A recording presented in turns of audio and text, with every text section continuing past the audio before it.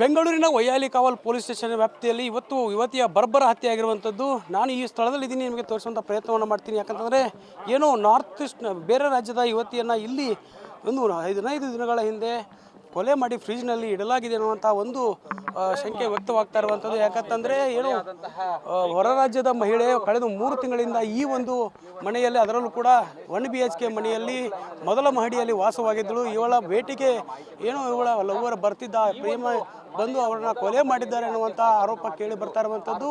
ಅದರಲ್ಲೂ ಕೂಡ ಪ್ರಮುಖವಾಗಿ ಈಗಾಗಲೇ ಈ ಒಂದು ಘಟನಾ ಸ್ಥಳಕ್ಕೆ ವೈಯಾಲಿಕಾವಲ್ ಪೊಲೀಸ್ ಸ್ಟೇಷನ್ ಮತ್ತು ಅದರ ಜೊತೆಗೆ ಹಿರಿಯ ಅಧಿಕಾರಿಗಳು, ಪೊಲೀಸ್ ಅಧಿಕಾರಿಗಳು ಬಂದು ಪರಿಶೀಲನೆ ನಡೆಸಿದ್ದಾರೆ.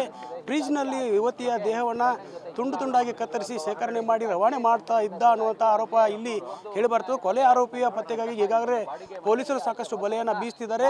ಏನು ನಗರದ ಸುತ್ತ ಇರುವಂಥ CCTVಗಳ ಪರಿಶೀಲನೆ ನಡೆಸುವ ಮೂಲಕ ಅದರ ಜೊತೆಗೆ ಅವರ ಸಂಬಂಧಿಕರಿಗೂ ಕೂಡ ಸುದ್ದಿಯನ್ನು ಮುಟ್ಟಿಸುವ ಕೆಲಸವನ್ನು ಪೊಲೀಸರು ಮಾಡ್ತಿದ್ದಾರೆ. ಸ್ಥಳಕ್ಕೆ ಭೇಟಿಯನ್ನು ನೀಡಿ ಪ್ರಥಮ ಮಾಹಿತಿಯನ್ನು ಸಂಗ್ರಹಿಸುವಲ್ಲಿ ಪೊಲೀಸರು ಹರಸಾಹಸವನ್ನು ಪಡ್ತಿದ್ದಾರೆ. ಯಾಕಂತಂದರೆ ಯುವತಿ ಏನು ಹೊರ ರಾಜ್ಯದ ಮಹಿಳೆ ಅನ್ನೋದು ಗೊತ್ತಾಗ್ತಾ ಇರುವಂಥದ್ದು.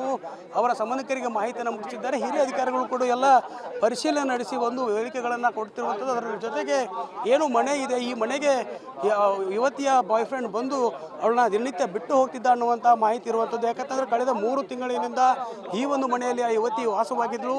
ಹೀಗಾಗಿ ಆ ಮನೆಗೆ ಯಾರು ಬರ್ತಾರೆ, ಯಾರು ಹೋಗ್ತಾರೆ ಅನ್ನೋ ವಿಚಾರಣೆಯನ್ನು ಅಕ್ಕಪಕ್ಕದ ಮನೆಯವರನ್ನು ಪೊಲೀಸರು ಈಗಾಗಲೇ ಮಾಡಿರುವಂಥದ್ದು. ಹೀಗಾಗಿ ಯುವತಿಯ ಹೆಸರು ಮಹಾಲಕ್ಷ್ಮಿ ಅಂತ ಗೊತ್ತಾಗ್ತಾ ಇದೆ. ಈ ಒಂದು ಮಹಾಲಕ್ಷ್ಮಿ ಎನ್ನುವ ಯುವತಿಯನ್ನು ಕಳೆದ ಒಂದು 4-5 ದಿನಗಳ ಹಿಂದೆ ಕೊಲೆ ಮಾಡಿ ಫ್ರಿಜ್ನಲ್ಲಿಟ್ಟು ಎಸ್ಕೇಪ್ ಆಗಿರುವಂಥ ಮಾಹಿತಿ ಸಿಗ್ತಾ ಇರುವಂಥದ್ದು. ಪೊಲೀಸರು ಸಾಕಷ್ಟು ಏನು ಇಲ್ಲಿ ಮಾಹಿತಿಯನ್ನು ಸಂಗ್ರಹಿಸ್ತಿದ್ದಾರೆ. ಅದರಲ್ಲೂ ಕೂಡ ವೈಯಾಲಿಕಾವಲ್ ಪೊಲೀಸ್ ಸ್ಟೇಷನ್ನ ಸುತ್ತ ಸಾಕಷ್ಟು ಜನ ಓಡಾಡುತ್ತಿದ್ದಾರೆ. ಆ ಒಂದು ಮಹಿಳೆಯ ಮನೆಯಲ್ಲಿರುವಂಥ ವಾಸನೆ, ಸ್ಮೆಲ್, ಸತ್ತ ಅಂತ ಬಳಿಕ ದೇಹದ ಸ್ಮೆಲ್ ಬರೋದಕ್ಕೆ ಆರಂಭವಾಗುತ್ತೆ. ಅದನ್ನು ಆಧರಿಸಿ ಅಕ್ಕಪಕ್ಕದ ಮನೆಯವರು ಏನು ಮನೆಯ ಬೀಗ ಹೊಡೆದು ಒಳಗೆ ಹೋಗಿ ನೋಡಿದಾಗ ದೇಹದ ತುಂಡುಗಳಲ್ಲಿದ್ದಂಥ ಹುಳುಗಳು ಏನು ಆ ರೀತಿಯ ಸ್ಥಿತಿಯಲ್ಲಿ, ಕೊಳೆದಂಥ ಸ್ಥಿತಿಯಲ್ಲಿದ್ದಂಥ ದೇಹದ ಸ್ಮೆಲ್ ಬರ್ತಾ ಇತ್ತು ಅನ್ನೋ ನಿಟ್ಟಿನಲ್ಲಿ ಸಾಕಷ್ಟು ಆರೋಪವನ್ನು ಮಾಡಿರುವಂಥದ್ದು.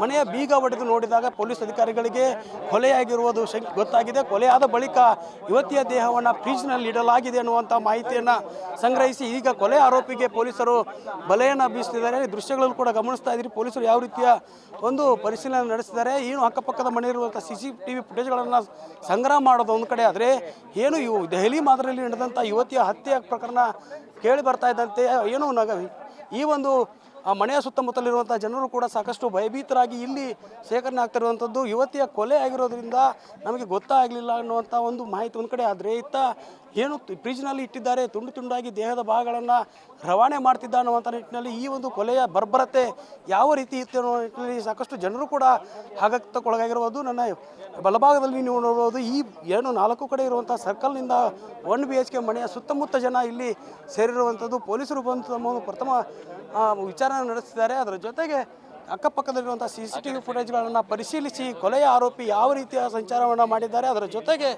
ಈ ಒಂದು ಕೊಲೆ ಆದ ನಂತರ ಯಾವ ರೀತಿಯಾದಂಥ CCTV ಫುಟೇಜ್ಗಳಲ್ಲಿ ಸಿಗುವಂಥ ಎಲ್ಲ ಅಂಶಗಳನ್ನ ಗಮನದಲ್ಲಿಟ್ಕೊಂಡು ಪೊಲೀಸರು ತನಿಖೆ ನಡೆಸಬೇಕಾಗತ್ತೆ. ಅದರಲ್ಲೂ ಕೂಡ ಭೀಕರವಾಗಿ ಬರ್ಬರವಾಗಿ ಯುವತಿಯನ್ನು ಹತ್ಯೆ ಮಾಡಿದ್ದಾರೆ. ಅದರಲ್ಲೂ ಕೂಡ 25-26 ವರ್ಷದ ಮಹಾಲಕ್ಷ್ಮಿ ಅನ್ನುವಂಥ ಯುವತಿಯ ಹತ್ಯೆ ಆಗಿರುವಂಥದ್ದು. ಪೊಲೀಸರು ಈಗ ಅವರ ಸಂಬಂಧಿಕರು ಕೂಡ ಮಾಹಿತಿಯನ್ನು ನೀಡಿ ಈ ಒಂದು ಸ್ಥಳಕ್ಕೆ ಕರೆಸುವಂಥ ಪ್ರಯತ್ನವನ್ನು ಮಾಡ್ತಾರೆ. ಅದರ ಜೊತೆಗೆ ಕೊಲೆ ಆರೋಪಿಯ ಬಂಧನಕ್ಕೆ ಬಲೆಯನ್ನು ಬೀಸಿದ್ದಾರೆ ಅಂತಲೇ ಹೇಳ್ಬೋದು. ಕ್ಯಾಮ್ರಾ ಪರ್ಸನ್ ಗಿರಿಬಾಬು ಜೊತೆ Durgesh Naik, guarantee news, Bengaluru. Guarantee news, ಸುದ್ದಿ ಖಚಿತ, ನ್ಯಾಯ ನಿಶ್ಚಿತ.